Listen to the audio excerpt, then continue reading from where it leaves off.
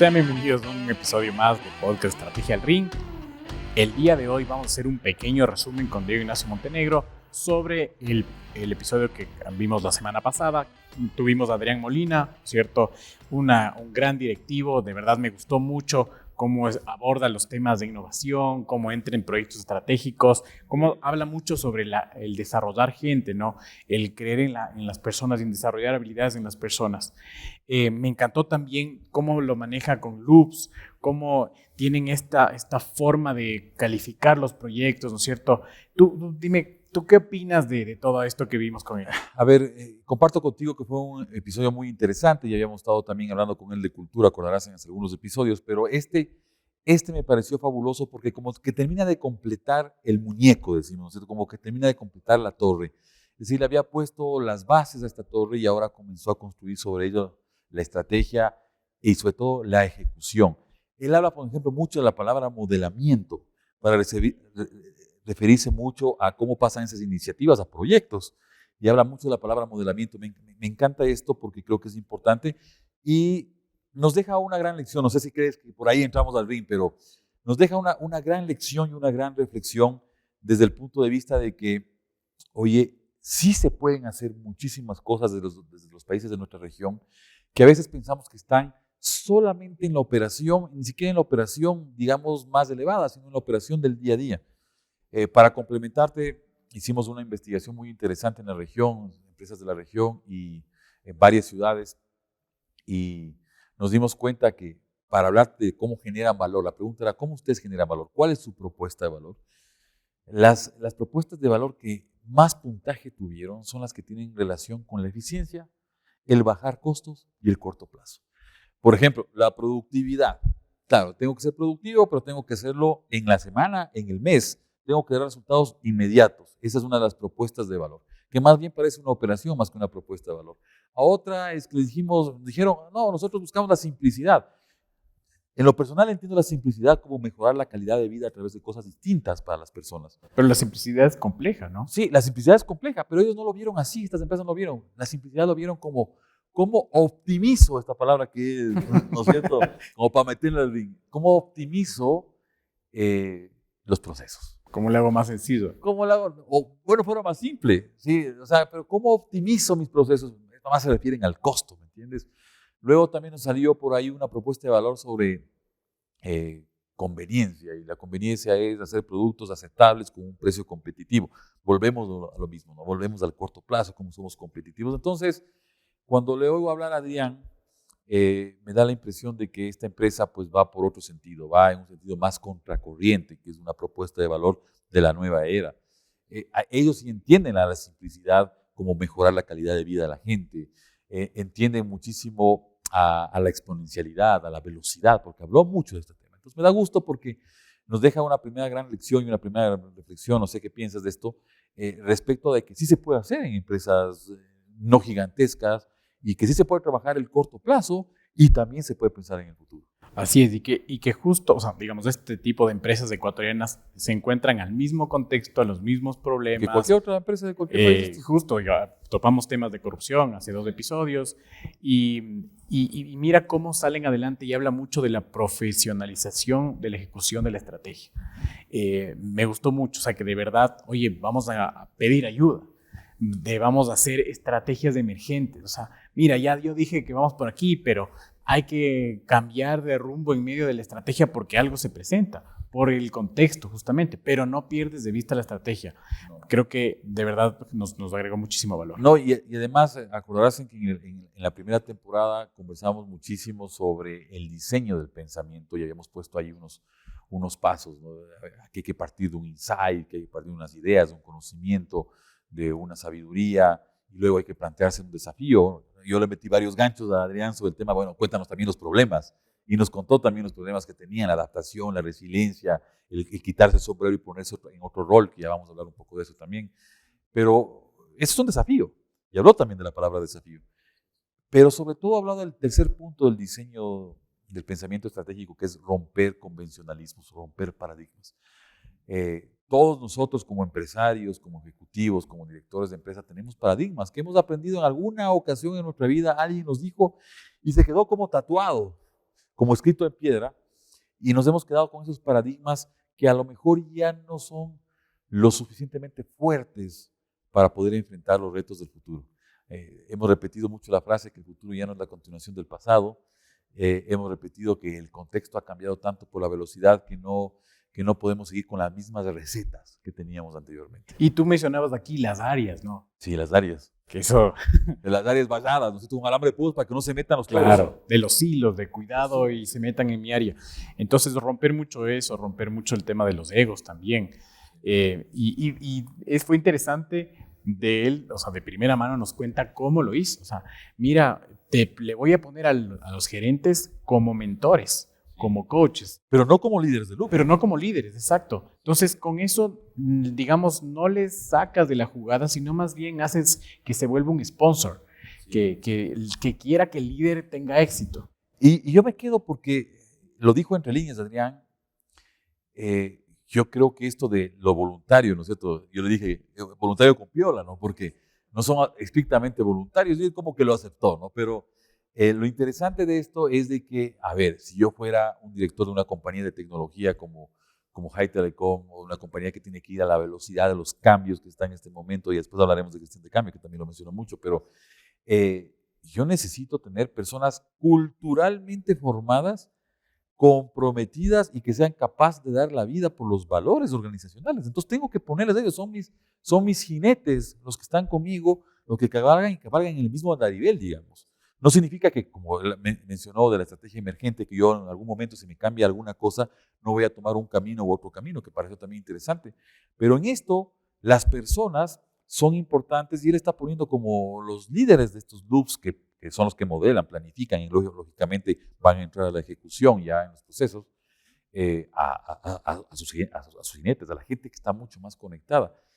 Y hay otra palabra que también mencionó, que también es una ruptura de convencionalismo y de paradigma, que es la organización plana. Los loops nos han permitido que la organización sea plana. Claro, aquí ya él se metió con un tema de modelo dual. Sí, tenemos unas áreas, estas valladas, ¿no es cierto?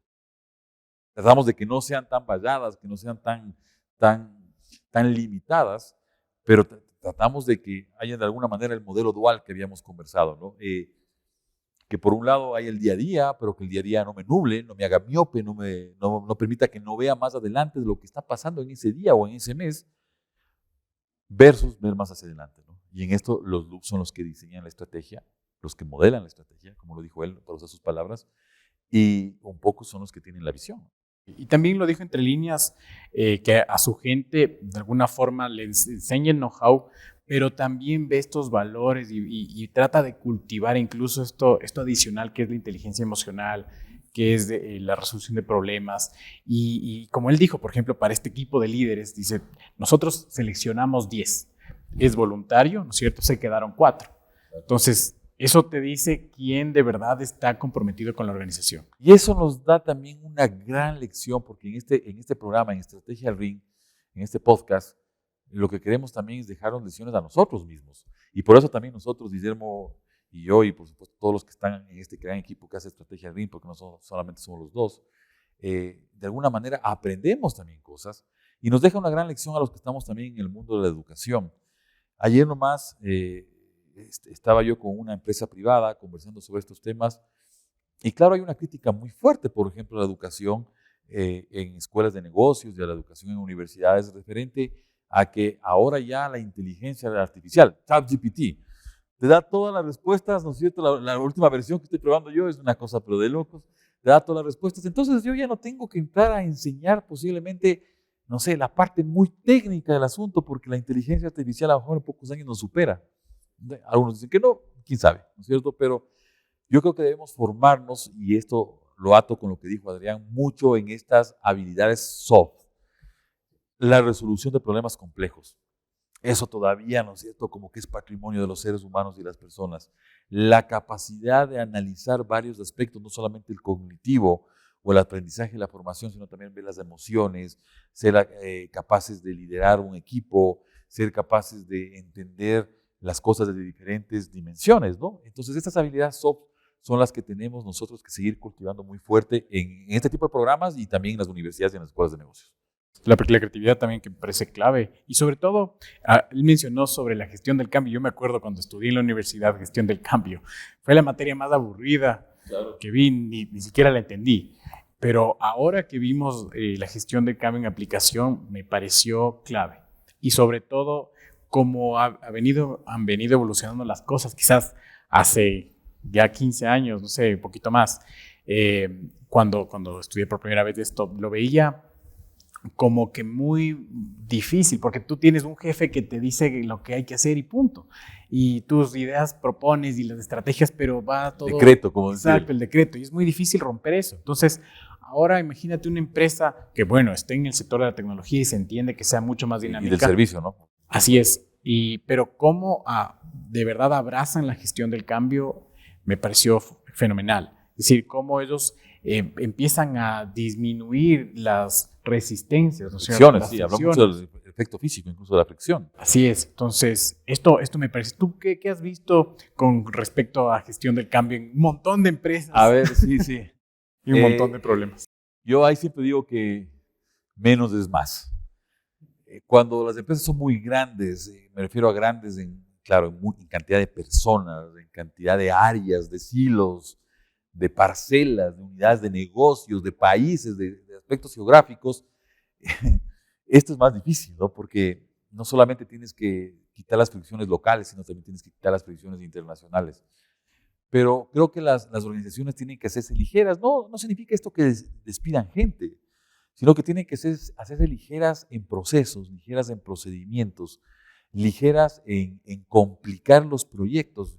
En algún capítulo comentábamos de que hay personas que quieren el árbol, el tronco del árbol, quieren las ramas, quieren las subramas, quieren las hojas, quieren el gusano que está en las hojas, ¿sí? Para poder lanzar un proyecto. O sea, quieren tener todo abierto. Mientras tanto, ya el momentum, ¿sí? El momentum para lanzar esto, el ímpetu, la velocidad, ha pasado y te pasó la ola por encima, que significa que alguien lo hizo antes que tú y lo dejó ver. Entonces, yo creo que la gestión del cambio, un poco para enfocar en lo que estás diciendo, yo creo que la gestión del cambio también tiene que ser ligera, pero debe tener una materia prima, que no es una materia prima, sino más bien es un espíritu, que se llaman personas.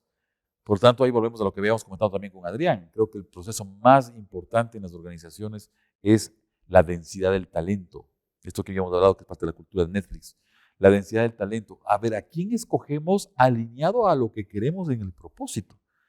Y luego, claro, esta densidad en el talento baja, ¿no es cierto?, desciende o conecta, creo que es la palabra correcta, conecta en los loops, conecta en el modelamiento, conecta loop contra loop, conecta proyecto con proyecto, iniciativa con iniciativa para no desconectar las cosas, que es una de las cosas interesantes también que él dijo, ¿no?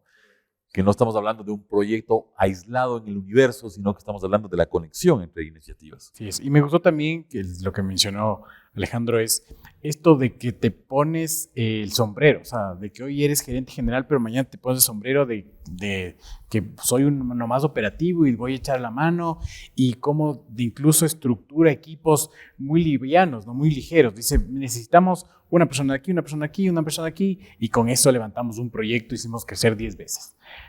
Porque tienen los objetivos claros, porque redujeron las fricciones. Claro, redujeron las fricciones y el diseño de la estrategia, que incluye la cultura es la mesa, acuérdense, ¿sí? El diseño de la estrategia es un diseño fuerte, o sea, ellos saben perfectamente a dónde quieren ir. ¿A dónde quieren ir en 5 o 10 años? Yo conozco perfectamente el modelo que tienen ellos, es un modelo a no menos de 10 años. Entonces es difícil salirse, esto también es gestión de cambio, porque es difícil salirse y decir, oye, pero si yo no sé ni en dónde voy a estar en 10 años, no sé qué va a pasar con nuestros países que son inestables en el tema político, económico, no sé qué va a pasar, pero a ellos no les importa. Y ahí es donde entra la estrategia emergente que decía, oye, sabemos que van a aparecer cosas en el camino, tú decías, se va a cruzar el Pedro, ¿no es cierto? O yo decía, oye, se cayó el puente. Sabemos que van a pasar estas cosas porque nada está absolutamente dicho. Pero tenemos una estrategia sabemos que si se cae el puente, pues tenemos que ir, no sé, a lo mejor por bote por el río un rato y retomar, pero no perdemos el sitio donde queremos llegar. Yo siempre pongo ahí una frase que me encanta, que es de Jim Morrison, que es una canción se llama Roadhouse Blues de los Doors, y que dice, con la mirada en la carretera y con las manos sobre el volante. Muy bien. Yo creo que si Jim no hubiera sido poeta como era, ¿no es cierto?, o cantante, un músico de rock, tenía que haber sido estratega de una escuadra de niños. Yo siempre digo eso, la gente no le cree mucho a veces a estos personajes, pero yo sí, y realmente es interesantísimo. La vista sobre la carretera, que sí se indica, oye, no pierdas de vista a dónde vas, y las manos sobre el volante, que es lo que nos dijo Adrián. O sea, hay que hacer que las cosas pasen de un fenómeno, ¿no es cierto?, subliminal a un fenómeno de ejecución y de medición de los resultados. Necesitamos los resultados. ¿Por qué necesitamos los resultados? Porque él habló interesantísimo también de que la gente también se le reparte sus utilidades, el bono para otros países, ¿no es cierto? Pero también necesitamos para la inversión en los proyectos, pues la inversión en los nuevos proyectos o en los mismos proyectos que tienen que ir creciendo y que tienen que ir escalando. Entonces, la mirada sobre la carretera y las manos en el volante. Hay que hacer también, pero hay que hacerlo de manera ordenada, planificada, metodológica. Él dijo, a veces puede sonar medio burocrático, pero hay cosas que hay que hacer. Hay que cumplir pasos y sobre todo me gustó mucho que tiene muy claras las posiciones, muy claro cómo delegar, cómo evitar el micromanagement.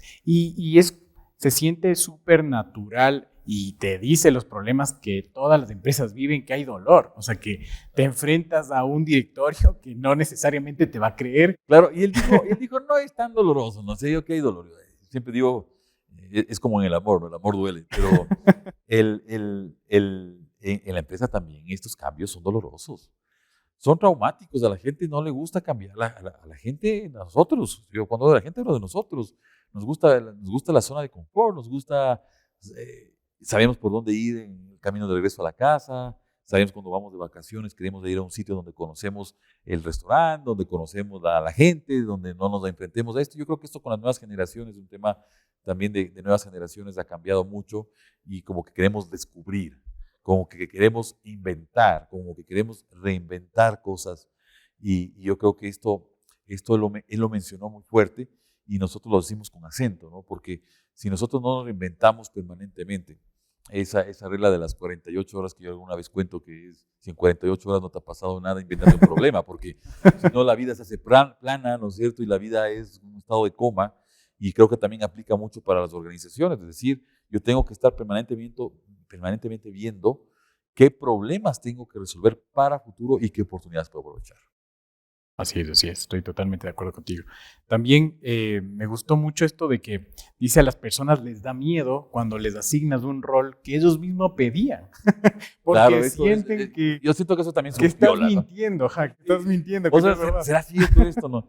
Yo les llamo el fenómeno escéptico a eso, porque cuando un líder como Adrián o como todos los que han pasado aquí, Katy, que también estuvo aquí con nosotros, entra en un proceso de cambio, sea en donde haya escuchado lo que haya escuchado, o sea, si le hayan dicho en un curso, o le hayan dicho en la escuela de negocio, o lo hayan escuchado en el podcast de Estrategia del Ring, o sea, donde lo haya oído y le da una idea, o esta persona tiene una idea nueva, que a lo mejor es aplicable a su diseño de estrategia y a su cultura, y lo quiere aplicar, la gente lo primero que hace, nosotros, las personas, lo primero que hacemos es oponernos, ¿no? Sí, es decir, claro, bueno, pero tú me dijiste que querías entrar a un reto, que querías entrar a reinventarte, que querías hacer todo este tipo de cosas y resulta ser que a la final era solamente diciéndome, pero no querías. Yo creo que el fenómeno de miedo es natural en las personas, pero no puede ser un miedo que paralice. Yo creo que ese adjetivo hay que ponerle, porque creo que el temor lo tenemos todo. Tenemos temor a irnos a vivir a otra ciudad, tenemos temor a posiblemente probar otra comida, tenemos temor a esto, pero no podemos paralizarlo. O sea, no podemos es que también decir, aquí, no puedo. Aquí viene un temor también en la responsabilidad, porque si tú pedías de esto y yo quiero manejar este proceso, toma, ok, maneja, pero entonces ya te haces responsable de eso y ya no es tan fácil. Es que este es un problema no de liderazgo, es un problema de los jefes, porque quita, yo hago porque tú no puedes hacerlo, ¿no es cierto? Es un problema ya de liderazgo, es un problema del directivo que se bota todas estas responsabilidades a la espalda mientras el colaborador se va tranquilamente a las 4 de la tarde a su clase, no sé, de origami, pues. Entonces, esto no es un tema de quita, yo hago, pues eso es un tema de empoderar a la gente, esto es cultural. Pero no solamente es cultural, es también en la ejecución. Él habló mucho de cómo conectan los loops y cómo las personas son piezas fundamentales, independientemente del rol que tengan en el día a día. Entonces yo creo que nosotros hemos puesto muchas responsabilidades, me refiero a los directivos, a los jefes, en nuestras espaldas, porque queremos que las cosas salen perfectas y nos hemos dado cuenta que lo lindo está en la imperfección. Que realmente lo que hace humano a las organizaciones, lo que hace realmente interesante un producto a un consumidor, es que sea imperfecto, que se sienta humano, porque si no, entonces dejémoslo todo a la inteligencia artificial y que nos haga ChatGPT y nos diga todo lo que tenemos que poner en la receta, pero vamos a quitar ese toque humano. Nosotros somos sobre todo personas y creo que esto ha sido muy, muy interesante escucharlo de un directivo como Adrián Molina. Así es, me ha gustado mucho, o sea, cómo él abordó de manera técnica muchas cosas que le pasaron en el día a día y creo que nos deja muchos aprendizajes, bueno, nosotros y espero que todos ustedes. Te agradezco, Dieguito, ha sido muy chévere estos episodios y vienen cosas muchísimo más fuertes, más desafiantes, nuevos temas. Así que no se pierdan los siguientes capítulos de Estrategia del Ring. Yo solamente me quedo con una frase final, que no nos nuble el pensamiento el día a día. O sea, yo creo que esa nube que pasa delante de nosotros, ¿no es cierto? Esa nube a veces espesa que pasa delante de nosotros no nos deja ver más hacia adelante. Yo sé que hay que mirar, como dice John Morrison, hay que mirar hacia adelante la carretera y también conducir el bus, pues estar al volante del bus. Pero creo que el trabajo en los dos frentes es el trabajo que debe hacer un directivo, un estratega y una persona que también trabaja en la operación, en el día a día, hacia futuro. Excelente. Un gusto estar aquí. Muchas gracias, Dieguito. Gracias a ustedes. Nos vemos en el próximo capítulo.